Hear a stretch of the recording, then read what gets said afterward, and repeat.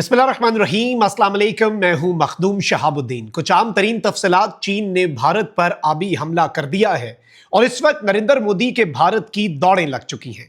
There is a reason कि वो भारत जो इंडस वाटर ट्रीटी को खत्म करने का दावेदार था, वो भारत जो पाकिस्तान के खिलाफ पानी को बतौर हथियार इस्तेमाल करना चाहता था, और 4 दिन पहले जब दरियाए सतलुज में भारत ने पानी छोड़ा तो भारत ने पाकिस्तान को एज पर इंडस वाटर ट्रीटी सिंतास मुआहदे के तहत जो भारत की जिम्मेदारी थी इन्फॉर्म करना, भारत ने नहीं किया।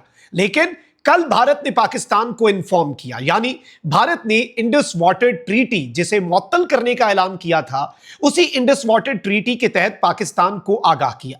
यह सब कुछ बिला वजह नहीं हुआ, कुछ नहीं बल्कि बहुत कुछ ऐसा है जिसकी पर्देदारी है। नई दिल्ली में नरेंद्र मोदी ने रॉयटर्स के मुताबिक एक हंगामी इजलास बुलाया है और किस तरह से चाइना ने भारत पर आबी हमला और आबी बम जो है वो पानी जिसे भारत बतौर हथियार इस्तेमाल करना चाहता है पाकिस्तान के खिलाफ, और पाकिस्तान अपनी पॉलिसी बहुत वाज़ेह अंदाज में बयान कर चुका है कि पाकिस्तान का पानी रोकने के लिए भारत ने अगर डैम बनाया तो पाकिस्तान एक डैम पर 10-10 मिसाइल मारेगा और भारत के हर डैम को, ऐसी हर कंस्ट्रक्शन को, ऐसी हर इंस्टॉलमेंट को जो पाकिस्तान की 25 करोड़ अवाम की लाइफलाइन यानी कि पानी रोकने वाली होगी, उसे पाकिस्तान उड़ा के रख देगा। लेकिन अब इस चीज को आप समझे, भारत कहता है कि हम पानी रोक सकते हैं क्योंकि पानी हमारे कंट्रोल में है।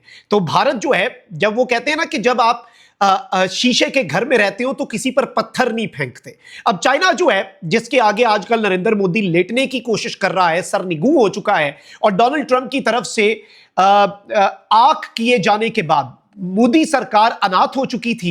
गोदी मीडिया को कहा गया कि शी जिनपिंग को दोबारा से माई बाप बनाना है, और वो चीन जिसके खिलाफ मई 2025 में पाक भारत टाकरे के दौरान हर्जा सराई और जिसके बाइकॉट की बातें करते थे, अब उसे माई बाप बनाकर उसको बहुत अच्छे तरीके से पेश करना है। लेकिन ये याद रखिएगा कि चाइना भारत की जो खसलत है, भारत की जो हकीकत है, भारत का जो असल चेहरा है, उससे बहुत वाकिफ है। अच्छा, चाइना ने एक और इंडिया को सरप्राइज दिया है, और ये सरप्राइज नरेंद्र मोदी जो एससीओ समिट अटेंड करने के लिए जा रहा है ना, चाइना मुंह उठाकर, उससे पहले भारत ने अब आप ये कह सकते हैं कि जो तोहफा वसूल किया है शी जिनपिंग से और चाइना से, अब नरेंद्र मोदी किस मुंह से वहां पर जाएगा, यह सवाल भी पैदा होता है। पहले जरा पानी की बात कर ले। नाज़रीन इकराम, भारत ने हाल ही में जो पानी है पाकिस्तान के दरियाओं में छोड़ा, और पहले ही आपको पता है कि इस वक्त सैलाबी सूरत हाल है। भारत ने पाकिस्तान को इन्फॉर्म नहीं किया, लेकिन अब भारत पाकिस्तान को इन्फॉर्म कर रहा है। वो इसलिए क्योंकि भारत को अब रियलाइज हो गया है कि अगर हमने पानी को बतौर हथियार पाकिस्तान के खिलाफ इस्तेमाल किया, पाकिस्तान तो शायद उसमें से निकल आए, लेकिन अगर चीन ने पानी को बतौर हथियार भारत के खिलाफ इस्तेमाल किया, और 2 हफ्ते पहले चाइना के प्राइम मिनिस्टर गए हैं और जो भारत की तरफ दरिया आ रहे हैं उन पर दुनिया के सबसे बड़े हाइड्रो पावर डैम का जो संगे बुनियाद है वो रखा है, और उस पर कंस्ट्रक्शन चाइना ऑलरेडी शुरू कर चुका है। अब उस हवाले से रॉयटर्स की रिपोर्ट बड़ी इंटरेस्टिंग है। नाज़रीन इकराम, भारत को खदशा है कि तिब्बत में चीन के मुजव्वजा मेगा डैम की तामीर खुश्क मौसम में दरियाए ब्रह्मपुत्रा जो है उसके पानी के बहाव को 85% कम कर देगी। रॉयटर्स के मुताबिक भारतीय हुकूमत की एक तज्जियाती रिपोर्ट और 4 मोतबर जराए ने तस्दीक की है कि इस मंसूबे के मुमकिन असरात ने नई दिल्ली को अपने डैम मंसूबों को तेज करने पर मजबूर कर दिया है। भारतीय हुकूमत 2000 की दिहाई के आगाज से तिब्बत के ग्लेशियर से निकलने वाले पानी को काबू में रखने के मंसूबों पर गौर कर रही है। ये ग्लेशियर चीन, भारत और बांग्लादेश में 10 करोड़ से ज्यादा अफराद के लिए पानी का जरिया है। ताहम अरुणाचल प्रदेश के मकामी बाशिंदों की शदीद मज़ाहमत के बायस ये मंसूबे बार बार तातुल का भारत में शिकार रहे, और यह भी याद रखिएगा कि अरुणाचल प्रदेश पर चाइना का क्लेम है। मकामी आबादी को खदशा है कि डैम की तामीर से उनके गांव डूब जाएंगे और उनका रिवायती तर्ज जिंदगी जो है वो खत्म हो जाएगा। गुज़श्ता बरस दिसंबर में चीन ने ऐलान किया कि वो सरहद के करीब यारलंग जांगबू दरिया पर दुनिया का सबसे बड़ा पन बिजली डैम तामीर करेगा, जिसके बाद भारत के खदशात में मजीद इजाफा हो गया। नई दिल्ली को अंदेशा है कि चीन इस मंसूबे को सिफारती दबाव और इलाकाई असर रसूख के लिए बतौर हथियार इस्तेमाल कर सकता है। नई दिल्ली को यह खदशा क्यों है? क्योंकि नई दिल्ली खुद पानी को सिफारती दबाव और इलाकाई असर रसूख के लिए इस्तेमाल करने का मंसूबा रखती है। तो जब आपकी नीयत अपनी खराब हो तो आपको सबकी नीयत खराब लगती है, और जाहिर बात है आप अगर पाकिस्तान का पानी बंद करने की बात करते हैं तो फिर जब चाइना आपका पानी रोकेगा तो आप किस मुंह से आलमी बिरादरी को कहेंगे हमारा पानी खुलवाओ? वो कहेंगे भाई पाकिस्तान का पानी बंद करते हुए तुम लोगों को क्या तकलीफ हो रही थी, उस वक्त तुम्हें नहीं याद आया पानी एक बेसिक नेसेसिटी है।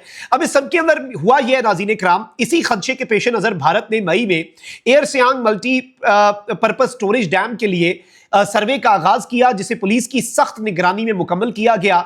और भारत जो है वो भी अब अपना तारीख का सबसे बड़ा डैम जो है वो बनाने की कोशिश कर रहा है।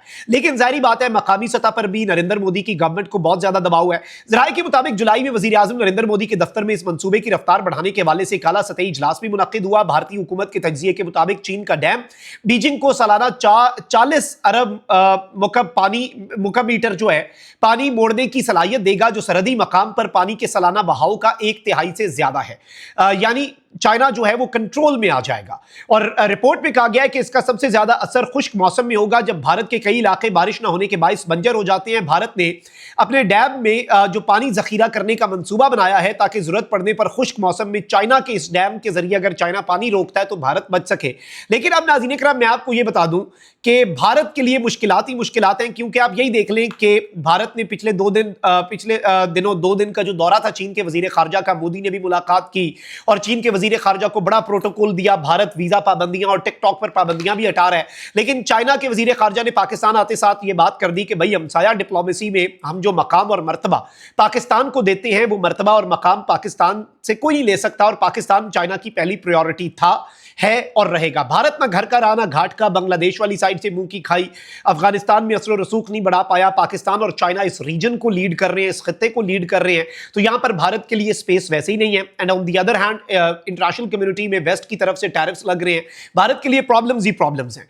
अब नाज़रीन इकराम, जो सबसे इंपॉर्टेंट तरीन चीज है वो ये है कि चाइना जो है उसने इंडिया के ऊपर technology transfer, critical technology transfer के ऊपर बैन लगाया हुआ था। जब चाइनीज फॉरेन मिनिस्टर इंडिया गए तो गोदी मीडिया ने, क्योंकि चाइनीज फॉरेन मिनिस्टर के इस दौरे के अंदर बड़ा इसे हाईलाइट करना था, क्योंकि इनकी बेचारों की कोशिश है इसके, क्या पता चाइना माई बाप का रोल एक्सेप्ट कर ले, ट्रंप के बाद हमें अडॉप्ट कर ले।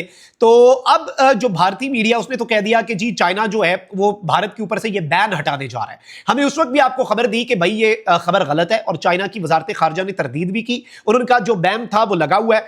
अब वो जो बैन है, जैसे ही वो खत्म होने वाला था, तो अब चाइना ने क्या किया है, China has extended ban on transfer of critical technology to India. यानी चाइना ने जो क्रिटिकल टेक्नोलॉजी इंडिया को ट्रांसफर होती है उसके ऊपर जो बैन है अपना, वो एक्सटेंड कर दिया है। And I think this is something very huge and very big, जो कि पूरे का पूरा मंजरनामा तब्दील कर देती है।